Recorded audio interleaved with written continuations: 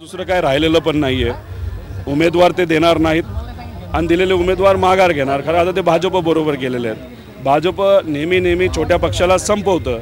आता हे राज ठाकरे साहेबांना कसं कळत नाही मला माहीत नाही, पण हळूहळू त्यांना जाणवेल. पण कदाचित उशीर झालेला असेल की मनसे सुद्धा भाजपली संपवलेली आहे. इलेक्शन आता 4 महिन्यांवरती इच्छा जाहिर की है कि उन्हें पदमुक्त किया जाए. अभी कैसे है कि भाजपा में भी कंपटीशन है.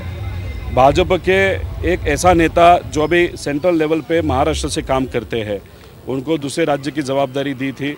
उस नेता को ऐसा कहते हैं कि टिकट जो विधानसभा का था वो फडणवीस साहब ने कैंसिल किया था, और उस व्यक्ति को अगर महाराष्ट्र की जवाबदारी दी तो फडणवीस साहब का क्या होगा, ऐसा कदाचित वो चर्चा उनके कार्यकर्ताओं में होने लगी. तो परसों का जो था तो शायद सेंट्रल जो कमेटी है भाजपा की, उनका ध्यान फडणवीस साहब पे जाए, इसलिए उन्होंने कुछ जो भी किया वो किया होगा ऐसा बोलते हैं. और दूसरी बात, ये जो अजित दादा गठ है और शिंदे साहब का गठ है, वो सत्ता में रहते हुए बहुत नीच लेवल का भ्रष्टाचार कर रहे, ऐसी चर्चा है. और 4 महीने में वो भ्रष्टाचार बढ़ेगा, क्योंकि उनको भी मालूम है सत्ता आने नहीं वाली.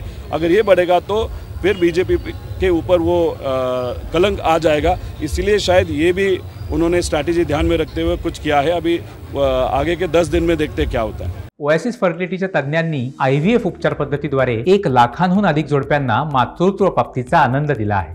मोफत अपॉइंटमेंट बुक करण्यासाठी आजच संपर्क साधा. वातावरण बदलतंय, सगळं पोषक होत आहे. अशा वेळी सुप्रियाताईंना मोठ्या रोलमध्ये महाराष्ट्रामध्ये बघण्याची इच्छा नाही का?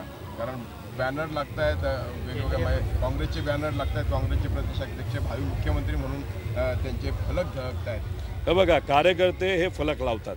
कार्यकर्त्यांची इच्छा असते, फलक काहीतरी विचित्र लावला, भारी लावला तर बातमी व्हावी, टी व्हीवर बघून अरे माझा फोटो आला वगैरे. त्यामुळे कार्यकर्त्यांनी काय फलक लावले ह्याला काही महत्त्व नसतं. शेवटी नेते हे ठरवत असतात, लोक हे ठरवत असतात. त्यामुळे फलकावर एवढी चर्चा करू नये. सुप्रियाताई मोठ्या नेत्या आहेतच.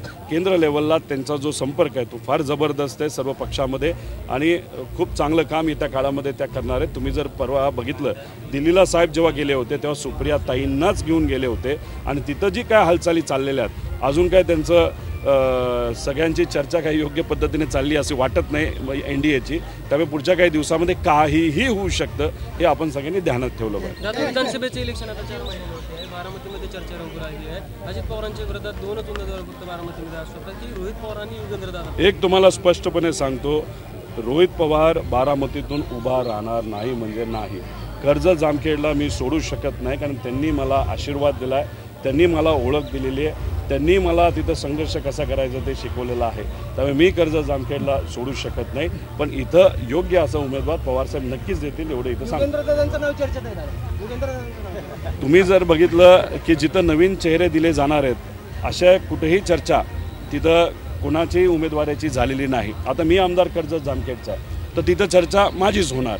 त्यामुळे इथं आता नवीन उमेदवार देणार आहे तो कोण हे आज सांगता येणार नाही. साहेब नक्कीच सांगतो. बारामती कुस्तीगीर परिषदेच्या अध्यक्षपदावर हटवले गेले अशी देखील चर्चा आहे, परंतु त्यांना अजून काही कल्पना दिली नाही. फार चुकीची गोष्ट आहे. म्हणजे तुम्ही नाराज जर होत असाल तर अशा पद्धतीने तुम्ही काही नवीन कार्यकर्ते नाही तर जे आता काहीतरी कुस्तीगर ह्याच्यातून काहीतरी चांगलं कुस्तीसाठी चांगलं करण्याचा प्रयत्न करत आहे. याच्या आधी काका होते, म्हणजे श्रीनिवास काका होते, आता युगेंद्र आहे. आता त्याच्यावरून तुम्ही काढत असाल.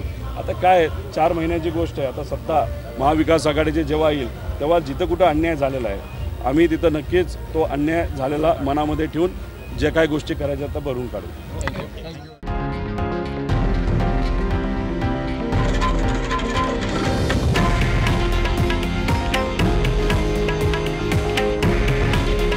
हे आहे देशातील नंबर 1 न्यूज नेटवर्क आणि आपण पाहत आहात TV9 मराठी.